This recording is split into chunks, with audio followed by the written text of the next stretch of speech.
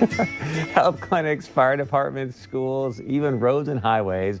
The census can shape many different aspects of the community. That's why it's so important for you to get out there and fill out the census. So with us today, with more to talk about the census, we've got Andrea Olson, the Executive Director at the Community Action Partnership of North Dakota. Welcome to the show. It's good to have you. Thank you. Thanks for having me. So I think it's amazing because the census is so impactful on states and communities, and yet we only talk about it once every 10 years. Every 10 years, So yes. why is it so important to talk about the impact it makes on our state?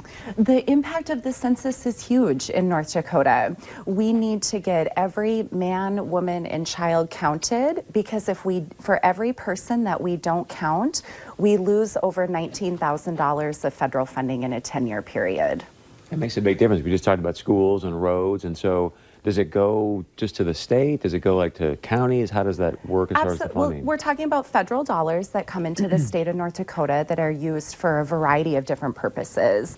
It could be for benefit programs such as Medicaid, Medicare, foster care system, but we're also talking about education, we're talking about infrastructure, we're talking about roads, we're talking about a huge impact on everybody that lives in North Dakota. And I got to assume, I mean, it's amazing. We just said the 10-year span. Technology's come so far in 10 years. I've got to presume that it's fairly easy to fill this out nowadays, yeah? It's super easy to fill out the census. It's easier than it's ever been before. This is the first time that we're ever able to fill out the census online. So that is an option. You can also phone in your responses. Oh, really? Yes, absolutely. So I'm not talking to a live person, am I? Or? You are talking to a live person. Yep, absolutely. And in fact, they have lines open in English and Spanish, and I think it's 14 additional languages where you can call in. So let's say I go online or I call in. We talking 10 minutes, half an hour? We're talking less than 10 minutes. Really? This is super easy. Yes, I think there's 10 total questions, and it's going to take less than 10 minutes for each person to fill it out. Now, you said every man, woman, and child. So I mean, is it one person per household does it for everybody, or does everybody in that household need to go fill it out? One person in the household can do it for everybody. Okay, it's incredibly important that we get children under the age of 5 counted, because historically that's a population that we often miss. So we do want people under the age of 5. And so what kind of things are nonprofits doing to get the word out? The statewide nonprofit agencies are highly engaged right now. We are mobilized, we are on the front lines, we're ready to get everybody counted. All of the community action agencies are on the front line. We're starting to have conversations with our staff, with the clients that are coming through our doors. We have the North Dakota Association of Nonprofits, we have Lutheran Social Services, AARP.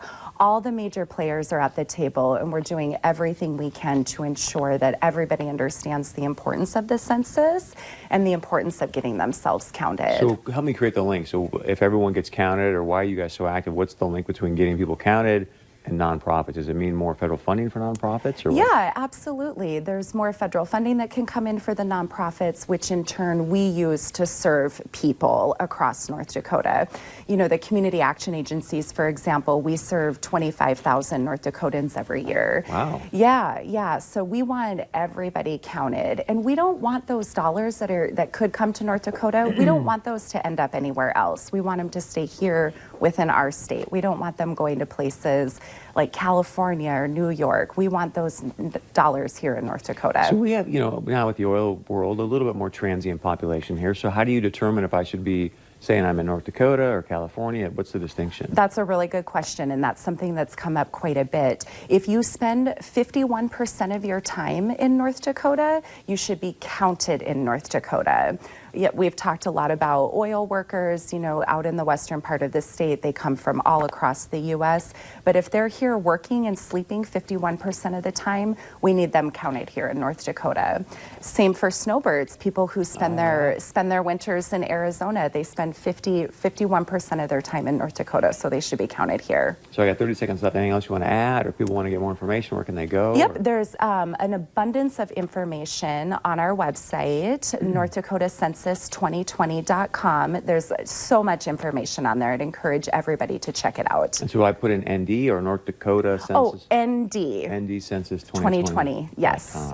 Great Yes. stuff. Thanks so much for being here. Yeah, thanks for I didn't having realize, me. We're at 25,000 North Dakotans. That's awesome. Yeah, we're You're busy. ready to like race right off the set, Yeah, huh? I'm out of here. I Okay, gotta go hang serve on. We those gotta wrap this up for a 25,000 people. All right, stay with us. We got much more coming up right after this.